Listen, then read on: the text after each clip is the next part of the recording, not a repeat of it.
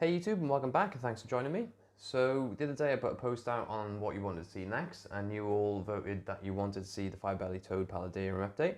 So we're going to do that in today's video. So if something interests you, then please stay tuned. Without further ado, let's crack on with today's video.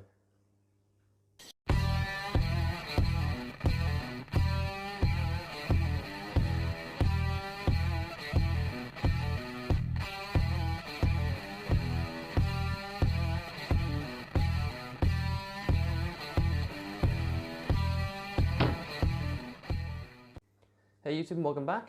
So like I said, in today's video we're going to be going over the five-bellied toads Paludarium, some changes, what's been going on with it, and generally look over the setup and the toads themselves. But if you didn't see my last video, we set up a new aquascape as part of the Nano series. The tank's been doing well. We haven't added a heater yet, but the plants seem to be doing well. I haven't actually added some cycled media into the tank yet. I don't know whether I'm going to cycle it naturally or whether we're going to put something in there. It depends on when we're going to get the fish. But the scape's doing well. I thought I'd just give you a quick update on that before we move on to the toads. But if you haven't yet seen that video, I definitely recommend going back and checking it out. But enough of last week, let's crack on with this week's video. So obviously I was away from YouTube for a little while and I didn't manage to get any videos out for a couple of months. There was a lot going on and it's generally quite busy, but I've done a video on that as well in my Q&A video. So if you haven't yet caught up, then go and check that out. But the last time we looked at this tank, we added some new plants in it and I was really happy with the way that it turned out. Unfortunately in the summer, my blinds decided that they weren't going to work and it was a really hot summer and lots of sun. And unfortunately, where the tank's positioned, right next to the window, the sun scorched all the plants and the tank's probably not looking as good as it used to.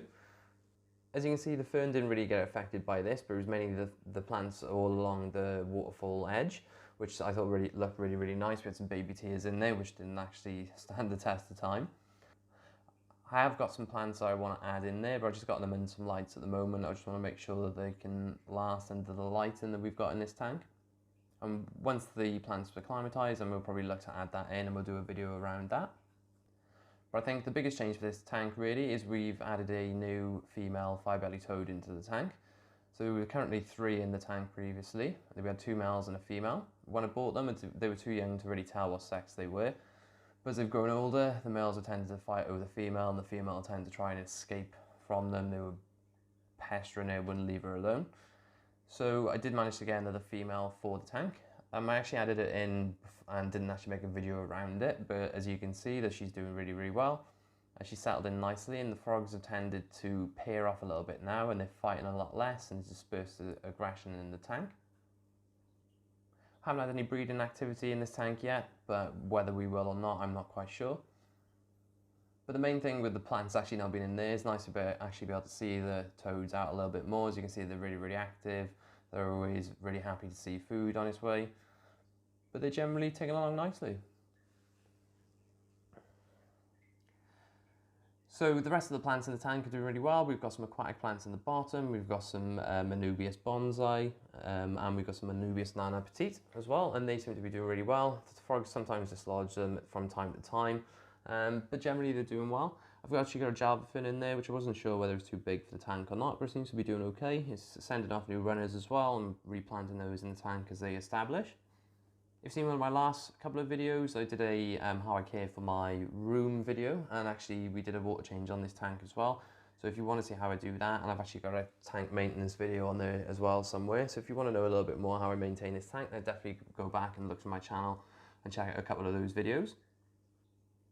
The one thing I'm really happy about this tank was the way the moss is settling in and growing out nicely throughout the tank. I've actually added some aquatic moss into this tank, so there's a combination of spike moss and Java moss in here. But I'm really happy the way that it's spreading all along, and as you can see there is new moss growing as well. I haven't added those bits in, this just happened organically, which is great. And it'd be nice to see this carry on creeping around the tank. I'm thinking about adding some on the cork parts and some on the other side of the waterfall where there's a little ledge. Something else we need to probably address is we need to add, I want to add some plants into this little bay area. Everything I've tried in this so far hasn't been very good.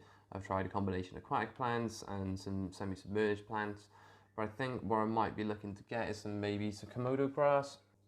I don't know from what I can see and what I've researched, it seems that it should be quite suitable for this sort of boggy area. If you've got any suggestions of what would do well there, then please let me know in the comment section below. In terms of the maintenance on this tank, I tend to do a water change on it roughly about once a week, do a clean of the filter probably once a month, and generally trim and clean the glass and tidy up little bits in the water and things like that every now and again as I'm doing my maintenance in the room. I feed the frogs pretty much every other day. I've sort of given them a little bit more now. There's an extra frog in there as well. But they generally have crickets, and I'll dust them every other feeding with some calcium powder, and that seems to do them well. Even though there's some nozzles in this tank for misting systems, I don't actually use them. They were just on this lid when I had them from a previous setup, and I haven't bothered to fill in the holes, so they're staying in there. But I don't really spray down this tank. As you can see, the water tends to drip down through the waterfall and drips over the sides and tends to take care of the plants themselves. The only other change really is obviously the way that the room is laid out. The frog tank hasn't actually moved, but I did move the angelfish tank around as well, so that's right next to it. So the frogs have been really interested in seeing some of these massive fish come up and check them out through the glass, and they seem quite interested in what's going on. But this tank's probably going to stay pretty much the same. As I said, we're going to make some minor adjustments, add some new plants, and just generally keep on with the upkeep of this tank. The angelfish tank's probably going to stay there. The angelfish are going to move, but I'll be putting them into a bigger tank, and we'll be doing something new with this tank. But this has always been one of my favourite setups. It was probably the one that I made with probably the least amount of planning and thought, and just sort of happened organically, and it's probably one of my favourite enclosures we've set up. Granted, it's not looking as good as it was in my last five-belly toad video, where we'll be looking to try and get it back on track now and try and add some new plants and see if we can start growing this out in the way that we want to. But I only wanted to get a quick update on this tank as well, just to keep you up to date on what's been going on. Obviously, we've got a couple of enclosures I haven't updated you on since I took my break, so we'll be looking to do that very soon. So if there's something you want to see in particular, then please make sure you comment in the section below and let me know what you would like to see. I'll probably be doing a video very soon as well on things looking back at the last year and as well as what's going to happen in 2020. So if you don't want to miss out on any future videos, then please make sure you hit that subscribe button and the notification bell to miss any future videos. You'd be really helping me out as well if you can hit that like button, share, comment and whatever you can to interact with this video, just to show YouTube that you're enjoying this content, and it allows me to make more of these types of videos. But I think that's enough from me waffling on for today.